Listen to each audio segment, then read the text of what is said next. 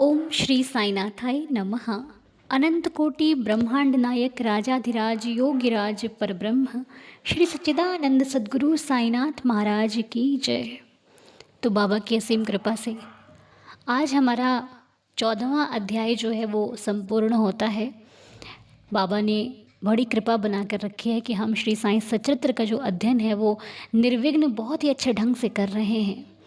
और हम बीते दिनों में 12 और 13 अध्याय की शिक्षा आपके साथ शेयर नहीं कर पाए हैं।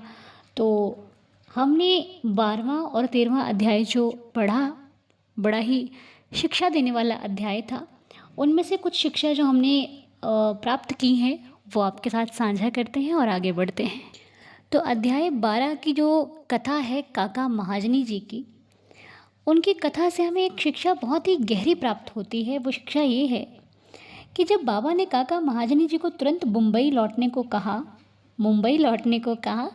तो उन्होंने बाबा से कोई तर्क वितर्क नहीं किया, कोई रुकने की इच्छा नहीं जताई, जबकि उनका मन रुकने का था। लेकिन उन्होंने बिना कोई इच्छा जताए तुरंत बाबा की आज्ञा का पालन किया।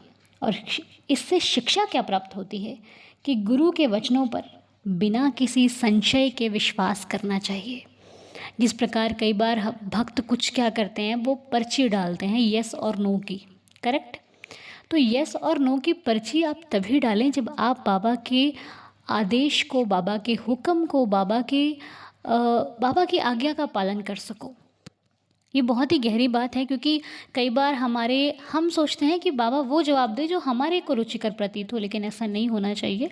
जो भगवान के फैसले होते हैं वो हमारे विपरीत होते हैं। विपरीत को मानना ही भगवान का आदेश और भगवान की इच्छा होती है।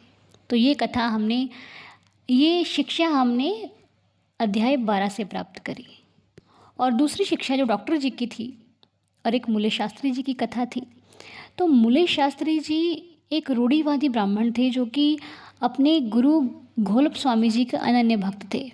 जब उन्होंने बाबा में अपने ही गुरु के दर्शन किए तो उनका भ्रम दूर हो गया।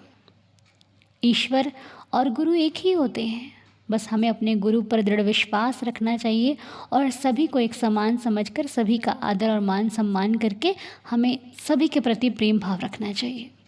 और डॉक्टर जी की कथा से, डॉक्टर जी श्री राम जी के परम भक्त थे।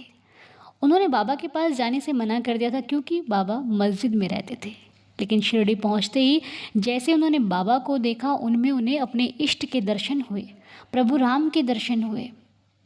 और बाबा हमारे भीतर चल रहे कि मन की बातों को जान लेते हैं, ये बात से कोई अनजान नहीं था। बाबा सब जानते हैं, चाहे आप बाबा को बताओ और चाहे ना बताओ।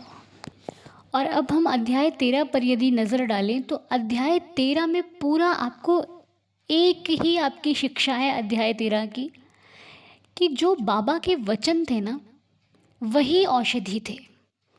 बाबा के वचनों को जिन्होंने माना, वो उनकी हर एक संकट, हर एक परेशानी, हर एक विपदा दूर हो गई। चाहे वो कोई भी तकलीफ़ थी, बाबा के वचन ही औषधि स्वरूप थे। जिन्होंने बाबा की उसी औषधि को दोबारा बिना बाबा के पूछे इस्तेमाल किया, वो उसको फ़ायदा नहीं हुआ। लेकिन जब बाबा ने कह दिया कि ये खा लो या फिर इसको लगा लो या फिर इसको पी लो, फिर वो औषधि काम कर गई। और हमें भी ये सीखना चाहिए कि हमें अपने गुरु के वचनों पर, अगर बाबा ने कहा है कि तुम मेरे सहारे हो तो मैं तुम्हारा सहारा बनूंगा, तो हमें विश्वास रखना चाहिए कि वो हमारे सहारे हैं और हम उस सहारे के सहारे जीवन जी सकते हैं।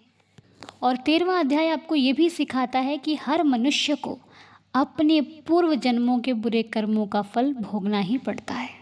बस अगर गुरु कृपा हो तो उन बड़े कष्टों को सपनों के माध्यम से या छोटे रूप में भगवान बदल देते हैं। इसलिए अपने कर्मों से ना घबराइए। अगर दुख मिल रहे हैं तो उनको झेल लीजिए, कम हो रहे हैं, बढ़ नहीं रहे हैं। और बाबा ने ये भी कहा कि जो शिरडी की धरती पर कदम रखेगा, उसके आधे कष्ट यूं ही खत्म हो जाएंगे। ये फ़कीर मस्जिद में बैठकर कभी झूठ नहीं बोलता, ये फ़कीर हमेशा सच कहता है। और जो इन पर विश्वास रखता है उसकी ज़िंदगी संवर जाती है, उसकी ज़िंदगी बदल जाती है। विश्वास रखिए, वो आपके कष्ट को काटने के लिए ही बैठे हैं। वो आपको कष्ट अधिक नहीं देंगे, जो हैं वो कम कर देंगे। बस श्रद्धा और सबूरी बनाए रखिएगा। और आज हमने अध्याय 14 का अध्ययन किया। तो अभी फ़िलहाल हम 2 ही अध्यायों की शिक्षा आज यहाँ पर रखेंगे। कल 14 और 15 अध्याय हम साथ में, कल तो 15 अध्याय हमने साथ में पढ़ना है, कल लाइव करना है 12:30 बजे, गुरुवार है।